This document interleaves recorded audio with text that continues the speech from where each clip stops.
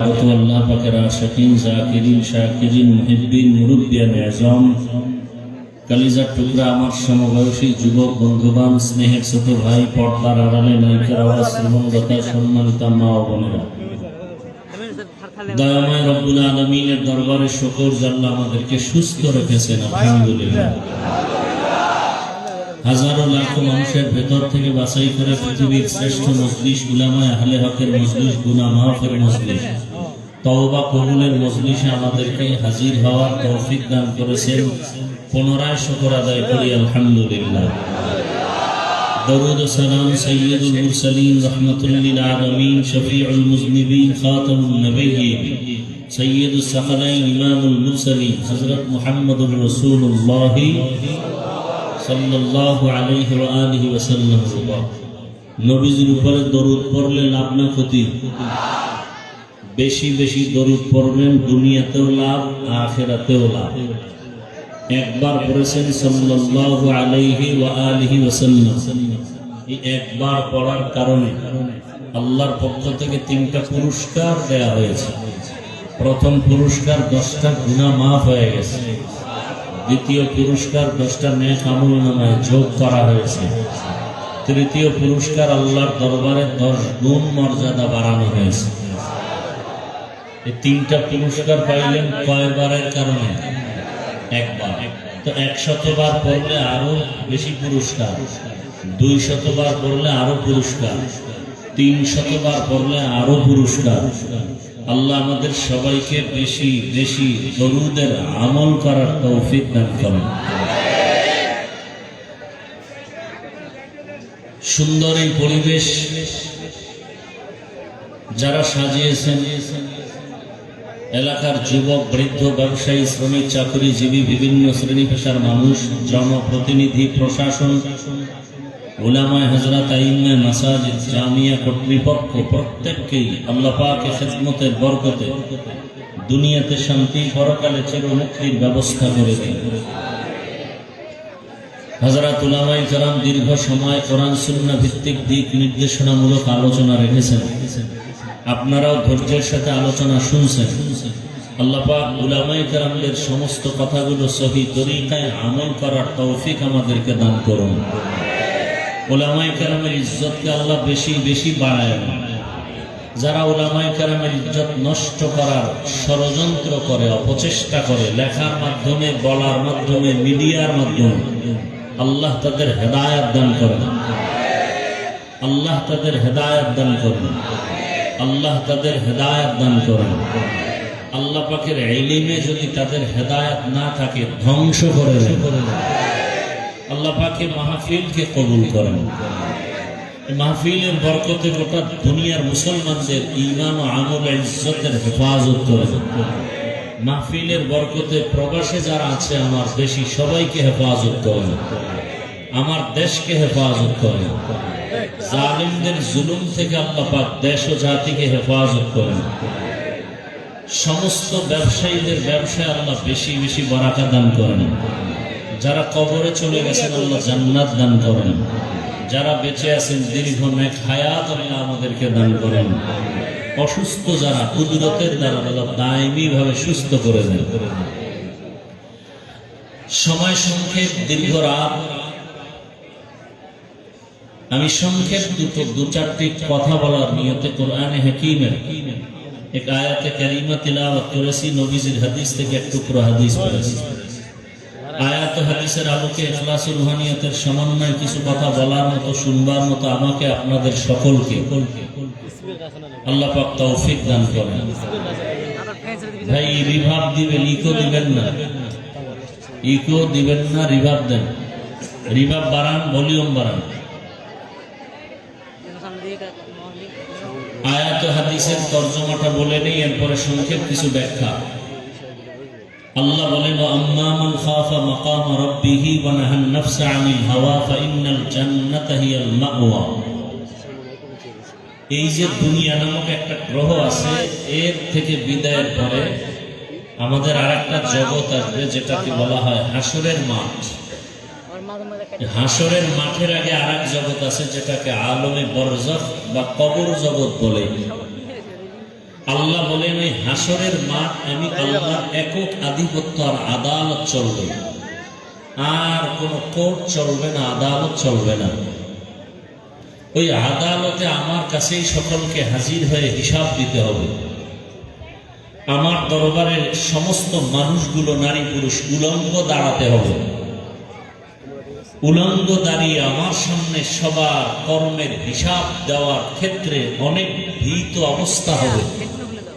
সেই ভয় অন্তরে জমা করে যারা দুনিয়াতেই গুনাহ থেকে নিজেকে বাঁচায় রাখবে, আল্লাহ বলেন আমি ওয়াদা দিলাম তাকে বিনা হিসাবে জান্নাত দিব।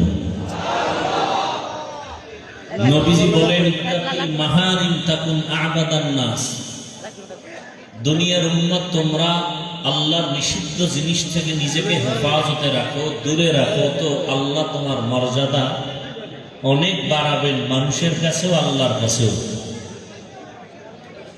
আয়াত হাদিসের তর্জমাটা শেষ। আল্লাহ রসুল যে বললেন হাদিসে, নিজেকে যদি আল্লাহ পাকের নিষিদ্ধ জিনিস থেকে বাঁচায় রাখা যায় তো আল্লাহ মর্যাদা বাড়ায় দিবেন। 2-3 মিনিটে এই কথাটার ব্যাখ্যা দিচ্ছি, তর্জমা শেষ। পৃথিবীতে আল্লাহ যা কিছু সৃষ্টি করেছেন, আল্লাহর ভাষায় এগুলোকে এক বচনে বলে মখলুক, বহু বচনে বলে মখলুকাত। বাংলায় বলে সৃষ্টি, যিনি সৃষ্টি করেছেন তিনি হলেন স্রষ্টা। এটাকে আরবিতে বলে মখলুক বা মখলুকাত। যিনি সৃষ্টি করেছেন তিনি হলেন মখলুকাতের বিপরীত খালেক, যার নাম ইসমে আজম হিসাবে পরিচিতি লাভ করেছে আল্লাহ, যার গুণবাচক নাম আছে আরো অনেকগুলো।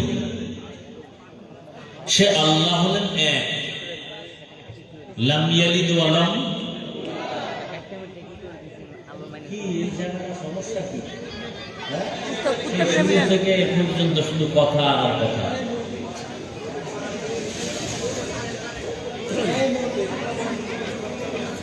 কারো জ্যৈষ্ঠ মাস, কারো সর্বনাশ।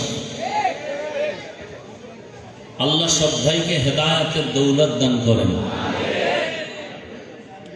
কেউ অজে না আইসা কপাল খারাপ, আর কেউ অজে আসার পরে কপাল খারাপ। অজে আসছে ঠিক, কিন্তু কলবটার মধ্যে বয়ান ঢুকাইতে পারে না মোবাইলের কারণে।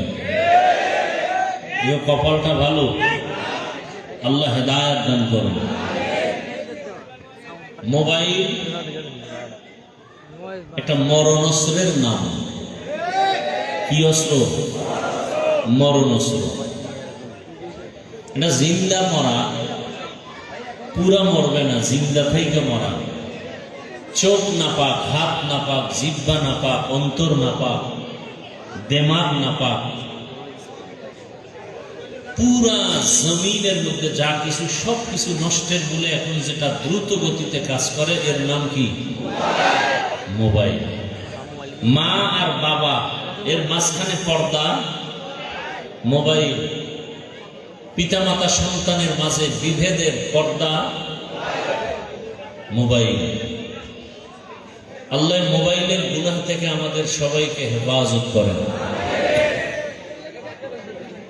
আমি আজকে এক জায়গায় এই কথা বলি না তো ভাই, আজকে এক জায়গায় গেছি, সেখান থেকে ডাইরেক্ট এখানে আসি। তো কথায় কথায় তিনি বললেন, হুজুর আপনার ফেসবুকের সাথে আমি অ্যাড হতে চাই।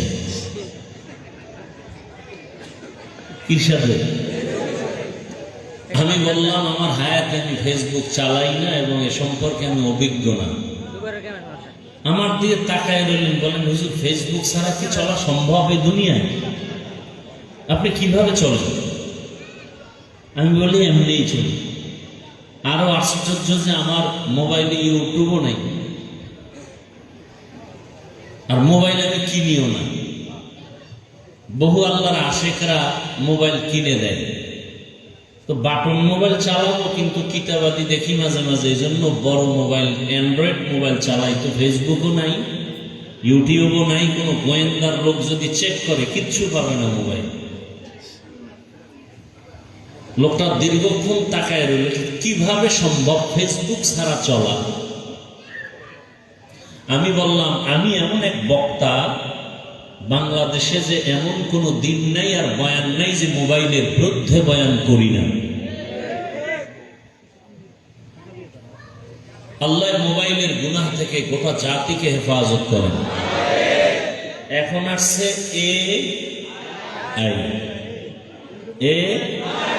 AI, একটা অকৃত্রিম বুদ্ধিমত্তার পরিচয়, একটা অ্যাপস।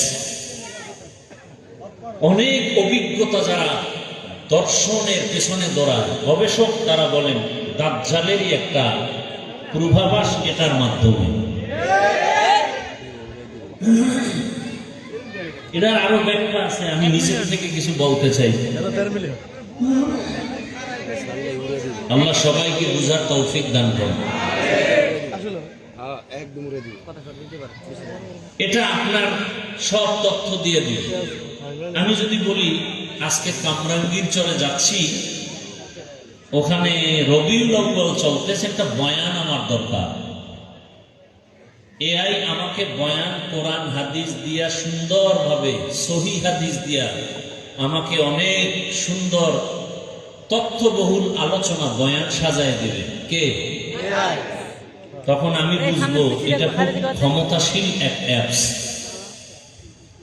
এটা কন্ট্রোল করে কারা? চরমনায় পীর সাহেব, কামরাঙ্গীর চরের মাদ্রাসার হুজুরেরা গবেষণা করেন এটা কন্ট্রোল পাওয়ার কাদের হাতে? পৃথিবীর নিকৃষ্টতম দুশ্মন মুসলমানের ইহুদি, আমেরিকা, ইসরায়েল এটাকে কন্ট্রোল করে। আমাদের সান কপাল, কি কপাল যে এতদিন আমেরিকা দূরে ছিল, এখন ঢাকাতে ঘাঁটি বসাবার মোটামুটি স্বপ্ন পূরণের পায়তারা চলছে। দুঃখের বিষয় হলো বিরোধিতা করার মানুষ খুব কম। একজনে কালো চশমা চালায়া চোখে লাগাইছে, আয়নাগুলো কি কালো? কালো আয়না লাগায় বলতেছে বাতিগুলো কালো কেন? এলাকার মানুষ কেন কালো? একজন চক্ষুষ্মান ব্যক্তি বলে, মানুষ ঠিক বাতিও ঠিক, তোমার চোখের চিকিৎসা করো। ইহুদি খ্রিস্টানদের 5 গোলামের বাচ্চাগুলো, এরা ইহুদিদের স্বপ্ন পূরণের ওই পথে হাঁটতেছে। একমাত্র বাধা দেয় এই জমিনে কোরআন সুন্নাহ ভিত্তিক চলনেওয়ালা আহলে হক উলামায়ে কেরাম। এরা বলতেছে আমরা ভালো, আলেম খারাপ। এই ফাঁদে পা দিয়া কিছু কিছু মুসলিম নামের মুনাফিকরাও আলেমের বিরোধিতা করে। আমি গতকাল বলে আসছি, আজও বলি, সোনার বাংলাদেশ এমন একটি স্বর্ণের দেশ যেখানে কোনো বেঈমান আর নাস্তিক আলেমদের অনুমতি ছাড়া কথা বলার সাহস পায় না। কিন্তু এখনো বলতেছে কেন? আমাদের উলামায়ে কেরামের দূরত্বের কারণে। আর এই দূরত্বের পেছনে সব দোষ কোনো বেঈমানকে দিয়া লাভ নাই। আপনারা আলেমদেরকে দূরে দূরে সরায় ভাগ ভাগ করে রাখছেন। আপনারা ফেসবুকে লেখার মাধ্যমে যারা আমার পক্ষে আছেন, বেশি লেখছেন, আর একজনের গজব করে দিছেন। তার ভক্তরা আমাকে মাটির নিচে দাফন করে তাকে আসমান উঠাই দিছে। এজন্য আমি একজন ব্যক্তি বাংলাদেশে সব মাহফিলে বলি, উলামায়ে কেরাম না যারা, তারা যদি আলেমের বিরুদ্ধে ফেসবুকে লেখে, এরা মা বাবার অভিশপ্ত সন্তান। আলেমদের বিরুদ্ধে বলা আর লেখা মা বাবার অভিশপ্ত সন্তান ছাড়া কেউ এই অপরাধ করতে পারে না। আল্লাহ হেদায়েত দান করুন। আলেমদের বিরোধিতা কেন? যুবকদেরকে বলছি, টাকা থাকলে 200-300 টাকা ব্যয় করে ব্যানার বানাও, ফেস্টুন বানায় বানায় বাজারের মোড়ে মোড়ে লাগাও। এই জাতির জন্য কিয়ামত পর্যন্ত নিঃস্বার্থ বন্ধু উলামায়ে কেরাম ছাড়া কেউ না।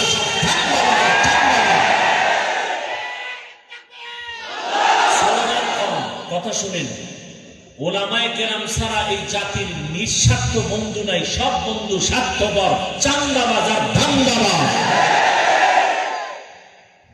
1 মিনিটে একটা উদাহরণ দিচ্ছি। মহামারী করোনার কথা ভুলে গেছেন?